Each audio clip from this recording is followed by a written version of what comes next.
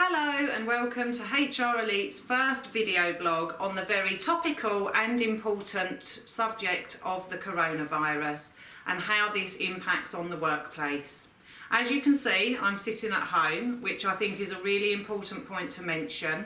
I think over the coming days and weeks, we are really going to have to consider whether we can implement a home working policy with all or some of the roles that you may have within your workplaces. At HR Elite, fortunately, we are already set up so that home working can be conducted from home. We have remote access to all of our systems. I have put together an emergency home working plan with my senior team, and I will be discussing this with my staff tomorrow.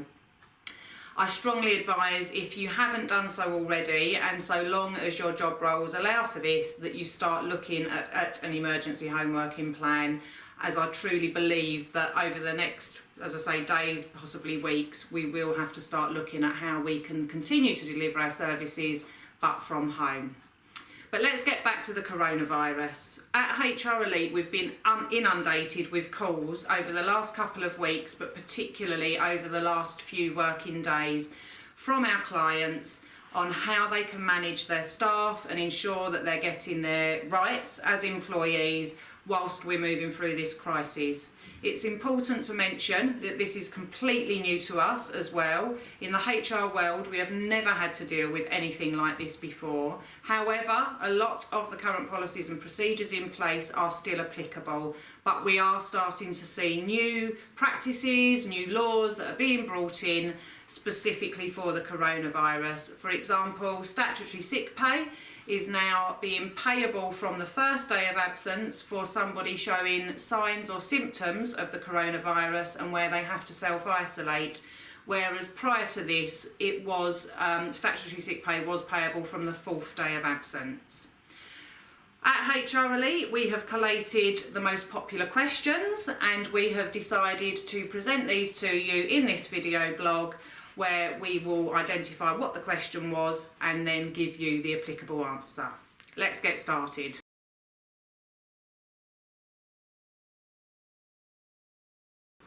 If somebody in your office contracts the coronavirus and it is a confirmed case, then you don't necessarily have to shut your office down. What you do need to do is get in touch with your local health protection team and take advice from them. They will advise you on what to do with your business. They will also advise you on the other staff that may have been in close contact with the individual who had contracted coronavirus. But there is no information there at the moment that is suggesting that workplaces or businesses need to close down where there has been a confirmed case.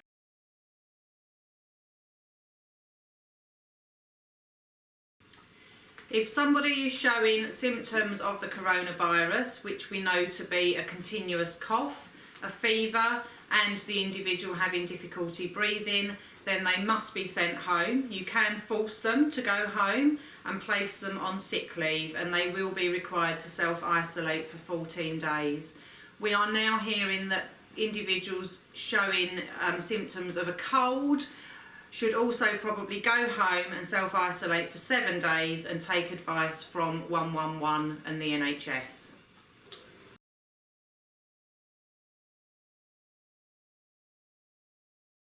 Statutory sick pay has changed since the outbreak of the coronavirus.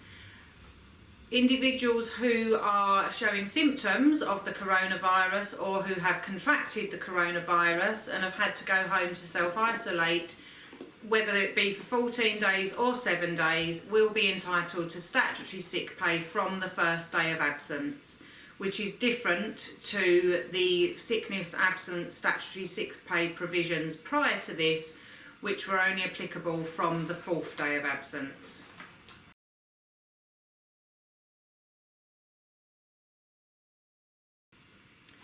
If one of your staff members has been in close contact with somebody who has a confirmed case of coronavirus, then they must go home for 14 days and self-isolate as well.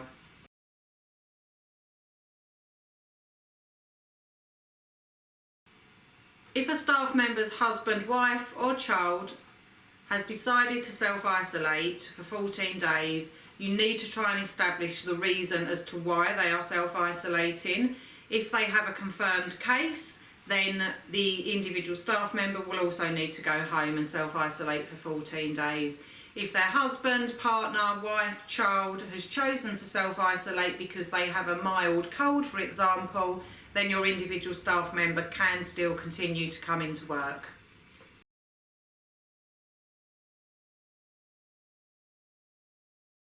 No, it's not a good enough reason to have time off. At the moment, we are not hearing any news that public transport can't be used. Therefore, an individual staff member will be expected to get into work, and if they use public transport to do that, they will be expected to get on the bus or the train or the tube, for example. If they refuse to do that, then their absence would actually be classed as unauthorised. Therefore, there is an expectation for staff to still use public transport to get into work if they need to.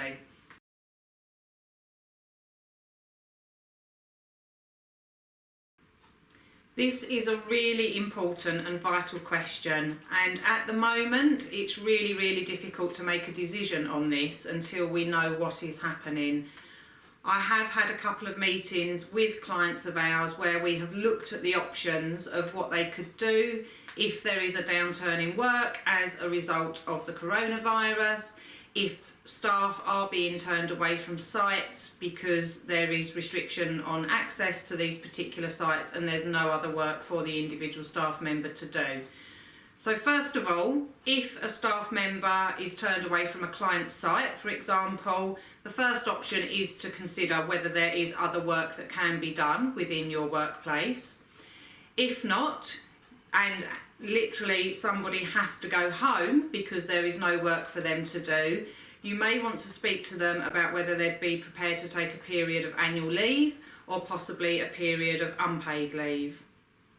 You would need to look into your contracts of employment to see if these allow for short-term layoffs. If they do, then potentially there is the option to lay your staff members off for a short-term period. However, there are restrictions on how long somebody can remain off on a short-term layoff, and payments as well are very restricted, which you can take advice from us if you'd like to know the detail around this. The final option is to look at whether there is actually a redundancy situation. If there is no work to be done, which therefore means there is no post, then we may have to look at making some staff members redundant. Obviously that comes at a cost, which makes it really difficult at this time because we are hoping that this is obviously a temporary situation. To make somebody redundant would be a permanent arrangement, and we're at the moment looking for temporary solutions. But again, if you felt that you had no other option but to start making some of your staff redundant, then please contact us for advice.